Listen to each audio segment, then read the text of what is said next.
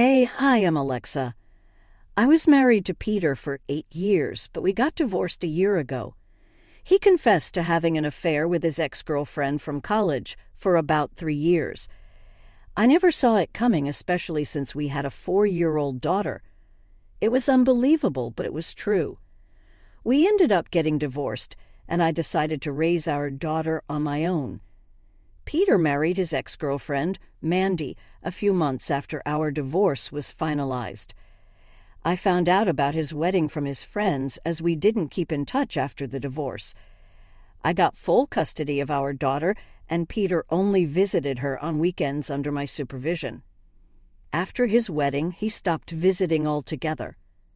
I was fine with it because it meant no more awkward silences while he played with our daughter, and I tried not to kick him out. He had visited a few weekends while we were getting divorced, and I let him because our daughter enjoyed being with him. But once he stopped, I didn't bother reaching out again.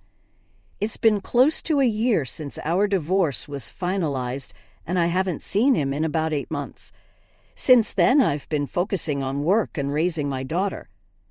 That's all there is to do for me. But last weekend, Peter showed up at my door without warning. It was an intense interaction.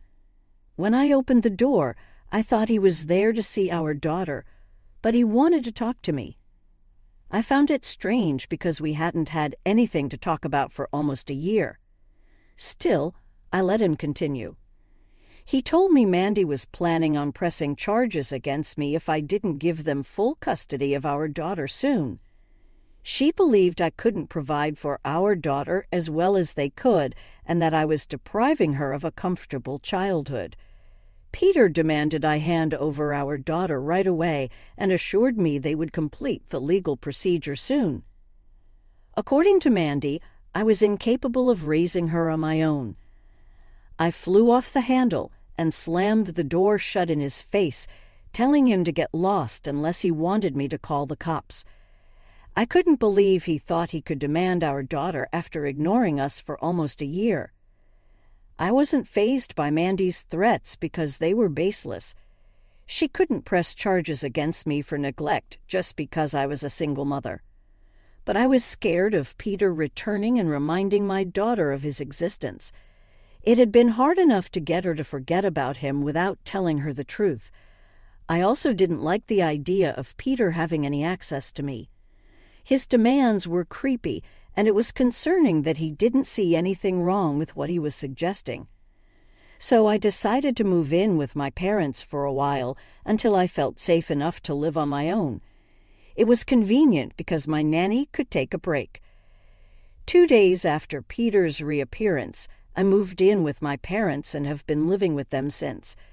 I didn't hear from Peter until 2 weeks ago when he showed up at my parents' place. He knew this was the only other place I was likely to be. But now, with my mom and dad with me, I felt more confident and ready to fight. My daughter was asleep, being looked after by my mother, so I was free to say whatever I wanted. Peter looked upset and told me they couldn't press charges, but he still thought it was unfair that I had taken full custody forcefully. He admitted the real reason for his return was that he and Mandy felt the void of our daughter's absence. Even though Mandy wasn't her biological mom, she had met our daughter several times while Peter and I were still together. Whenever Peter took our daughter out, they would meet Mandy. They began to think of themselves as parents, and Mandy believed she could have been a good stepmom if given the chance. Peter said it was unfair of me to file for full custody just because he cheated. Knowing it was unlikely he'd get joint custody since our daughter was still young, and he'd been cheating for 3 years, Peter didn't stand a chance. One major reason he didn't get full custody was his demanding job, which required long hours and frequent travel, leaving him little time for our daughter. I barely knew Mandy, so she wasn't even considered for custody, despite her relationship with Peter. His lawyer could only secure visitation rights for him, but I don't see how that was my fault. Peter messed up his chances by cheating, which played a huge role in the custody battle. After the divorce was finalized, he pretty much gave up and let me have full custody. So, I honestly don't understand why he's blaming me. Peter told me he wanted to reconnect with our daughter, and so did Mandy, which is why they were asking for another chance. He tried to persuade me, saying it would be beneficial for our daughter in the long run and that I'd regret not letting them bond now. He even said our daughter would demand answers in the future about why she wasn't allowed to be part of her father's life. To avoid future blame, Peter wanted me to let them build a relationship with our daughter.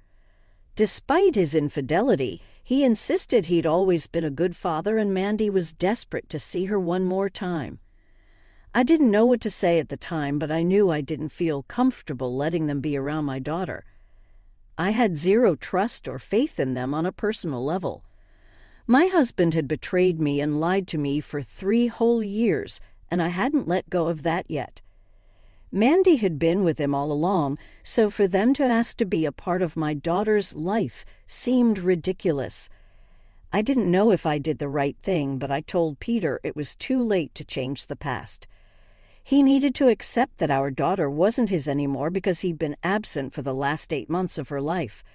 It had been really difficult to explain his absence to her, and I wasn't about to do it all over again just because he and his wife wanted to be with her now. I told him to go away again and shut the door. He did leave at the time, but since then he's been texting me nonstop, trying to persuade me to let them have a shot. He keeps insisting that our daughter needs him as much as she needs me, and that I'll regret my decision when she resents me in the future. It's gotten to the point where I genuinely don't know if I'm doing the right thing by keeping them apart. Am I the asshole for not letting my ex-husband be a part of our daughter's life after he cheated on me and cut us off for 8 months? Update: I decided against letting him back into our lives. I was crazy to even consider it, probably because I was emotional after seeing him after a long time. But it's not going to happen. I spoke to my parents about how I was feeling, and they were firmly against even speaking to him again because he's a horrible person. My ex completely ruined any chance I had at happiness in future relationships. He lied and cheated for 3 years despite us being in a relatively happy marriage. It probably wasn't happy enough for him, I suppose. It's been 2 days since I posted, and most comments advised me to never let him into my life again and to get a restraining order. I think that's what I'll do if he shows up again because he doesn't give up easily. I've contacted my lawyer and am trying to terminate any parental rights he has. He obviously doesn't deserve to be a dad. A father who can abandon his child for months without explanation and then come back when it suits him can't be trusted. I know this better than anyone. I don't even know what he was up to during those 8 months he didn't visit us. It's strange he thinks I'll welcome him back now that he's ready to bond with his daughter. Tough luck, buddy, but that's not how my world works. I've blocked him everywhere. The last couple of texts he sent tried to make me feel sympathy towards him, which rubbed me the wrong way. He phrased them like I'm the villain and he's the long-suffering victim separated from his daughter because of my cruelty, as if he never cheated and then disappeared on me. I can't believe I let myself get carried away by his sudden reappearance. I'm not coping with this as well as I thought. I really can't afford to fall weak again. I'm taking the advice that most people here have given me and looking into therapists. I think that'll be a good way to move forward and put this episode behind me. It'll take up my time, but at least something productive will come out of it, and maybe I'll stop overanalyzing and overthinking. Update: it's been 3 days since my last update. Today, Peter sent me an email about why he came back after so long. It's messed up even by his standards. I don't know what kind of weird stuff he and Mandy are up to, but I'm glad I already spoke to my lawyer.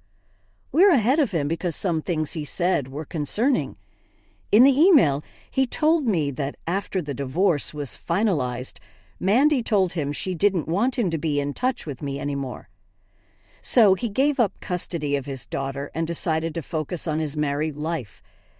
They broke up years back in college because she was too family-oriented and he wanted someone with ambitions other than getting married and having kids.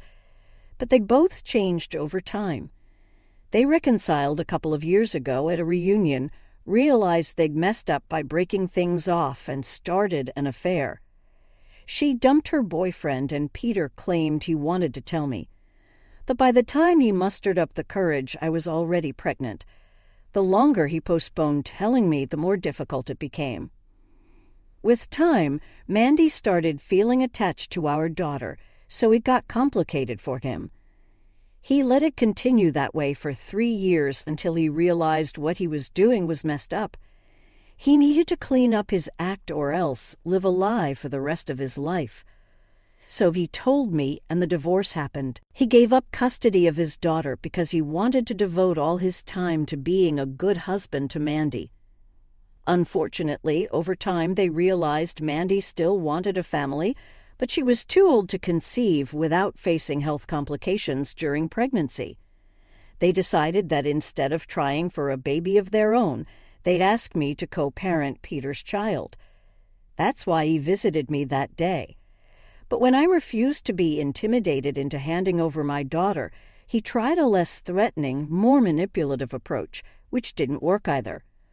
So his last option was to tell me the truth and hope I'd understand. He said Mandy already felt like a mother to our daughter during the times it was just the 3 of them at home. She wanted a chance to live that life again. They pleaded with me to let them have the family they'd always wanted, just for Mandy's sake. I have to hand it to them. It takes a lot of nerve to ask this after what they did. They lied and cheated for 3 years, including when I was pregnant.